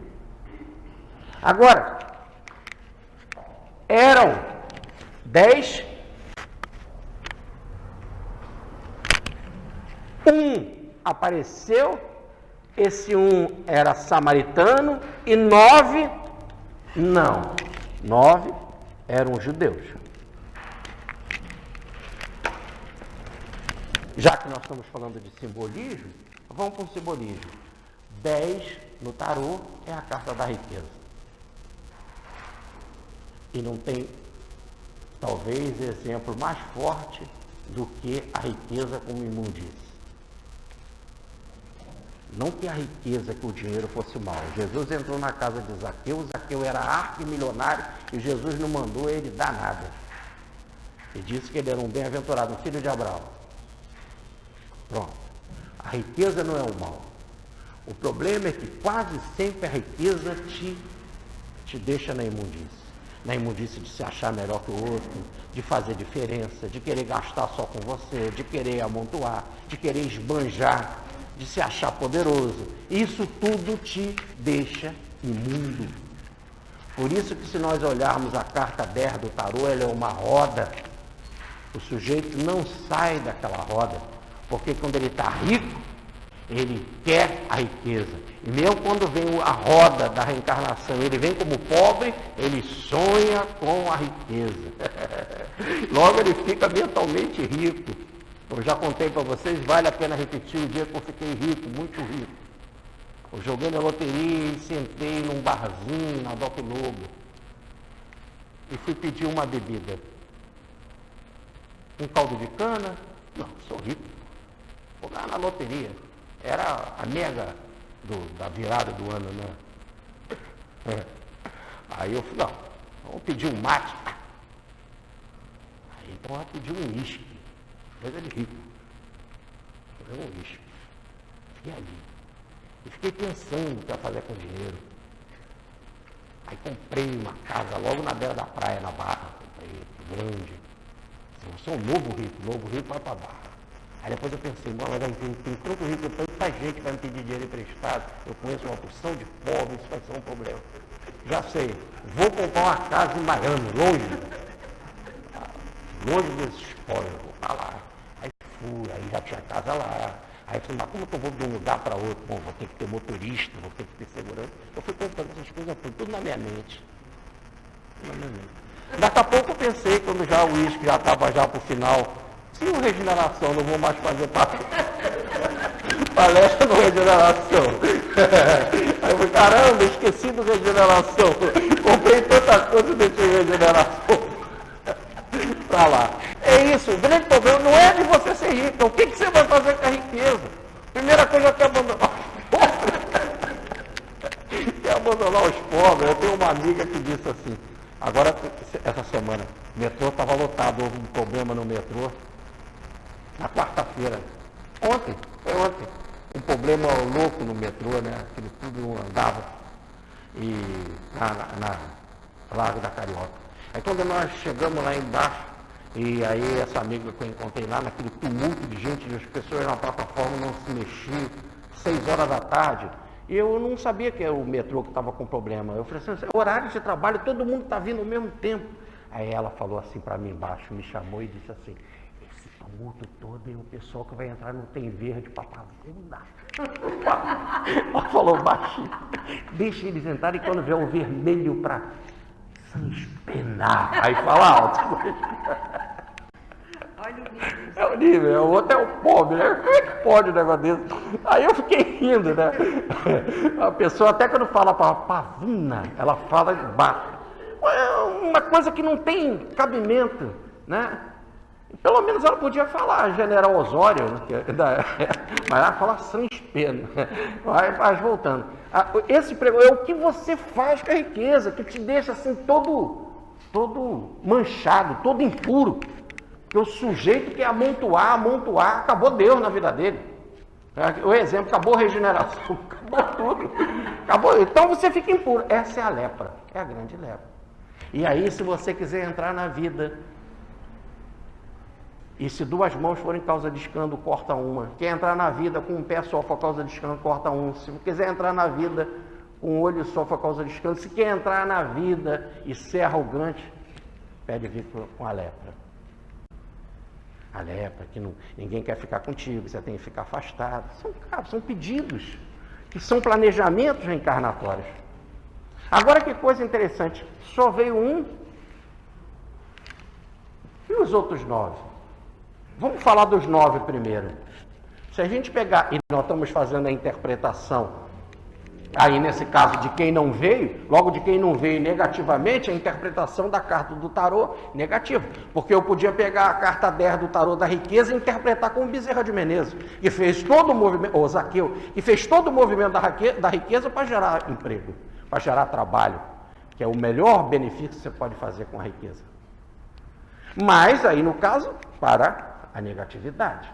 Mas veja o 9, o que é o 9? É um homem que tem a luz, ele segura uma lanterna. Em vez de ser a luz dele, é a luz dos outros. Ele está levando uma luz externa. Ele é o religioso, ele está vestido de religioso, mas a luz não é dele. Então, no exato momento que você não tem a luz interior, você está vivendo capenga na luz do outro. Então é engraçado que a pessoa frequenta um templo religioso, ela já se acha melhor do que o outro. Ela se acha porque ela é espírita, que ela é melhor que os católicos. Agora eu estava ouvindo uma palestra de um orador espírita, e o danado me falou uma coisa dessa, quando pediram para ele, me fale uma coisa importante na sua vida, um diferencial que marcou você. Aí ele falou assim, o que diferenciou é que eu percebi que eu sou muito protegido, de forma especial por Deus. Eu falei, não entendeu nada, orador. Como é que Deus vai proteger o cara de forma especial? Ele protege qualquer um. O maior bandido tem a mesma proteção divina que você. Ué. Não pode se fazer diferença. Quem Jesus amava mais, Maria ou Judas? Isso é uma loucura. O amor, onde é o amor, verdadeiro amor, não há preferência. Então, voltando aqui, o 9, o sujeito já está numa religião, ele já acha que ele tem a luz daquela religião, que aquela é a única religião que salva, é a melhor religião, é a religião verdadeira, o melhor que entende é o meu sacerdote, eu vou procurar o meu sacerdote, acabou. E se Deus quis que eu ficasse curado, pronto, Deus quis.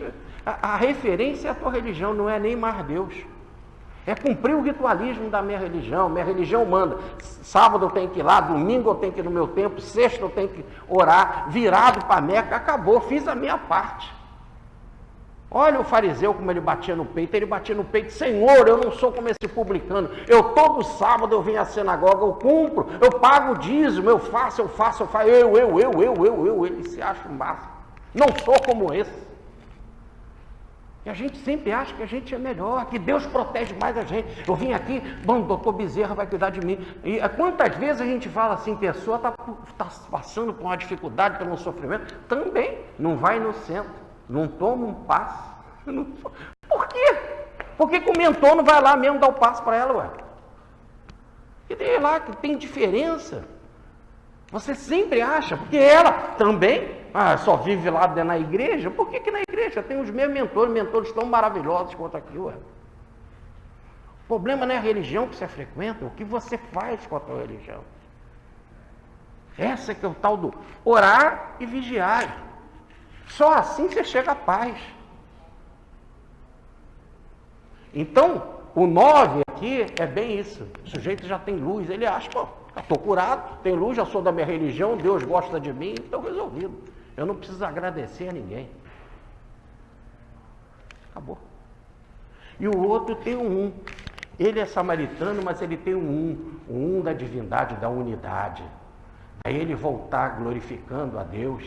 Não vai até o comandante, prostra no chão, todo no espírito de humildade, de agradecimento a tudo. E ele percebe que ele é o 1. Jesus o chama de 1, mas só veio um. O 1, se nós olharmos na carta do tarô, é maravilhosa. É a carta da magia, em que ele tem determinados instrumentos na mesa, mas em cima da sua cabeça tem um lemniscata, ou melhor, um símbolo do infinito. E aí tem vários objetos na mesa, quer dizer, ele opera com a força divina. Ele é um canal da força divina. E agora Jesus vai falar só para esse. Levanta-te, não sou eu que você deve agradecer, não caiu em tentação, continua mantendo a paz, né? Vai, segue o teu caminho, vai procurar o sacerdote para você poder viver em fraternidade, viver em sociedade, continua, e você agora, por causa da tua fé, você está salvo. Só que essa palavra salvo não é salvo espiritual, no sentido de que você está liberto das reencarnações, não. Está salvo da tua doença.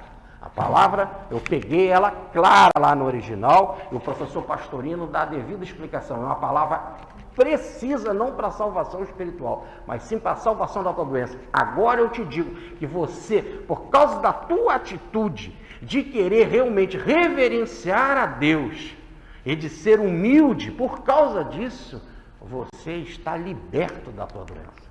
Os outros é o ciclo da reencarnação. Às vezes fica limpo, daqui a pouco fica sujo outra vez. As reencarnações são muito numerosas. E será que ficaram limpos das suas impurezas? Das suas doenças? Da sua doença? Pode ser que daqui a pouco a doença volte outra vez. Quantas vezes você tem uma doença, daqui a pouco fica bom, daqui a pouco volta outra vez. Agora não, no teu caso você está livre. E aí vem o diferencial. E quem deu esta diferença não sou eu. Foi você. É a tua fé que provocou isso. Na dos outros, de todos, inclusive na sua, eu dei o comando. E vocês ficaram limpos. Agora, ficar livre, completamente livre dos seus erros, você é que fez o diferencial, com a humildade. Porque essa é a tua fé. Fé no original é pitch. Fé no original quer dizer fidelidade, sintonia. Porque você está em sintonia com o Pai. A tua vigilância te deu sintonia com o Pai. Fé não é crença. A palavra no original, no grego, é fides, é verbo. Quando São Jerônimo foi traduzir para o latim, ele viu que a palavra no latim, fides, que traduzia pites do grego, não era verbo, ele não conseguia fazer concordância.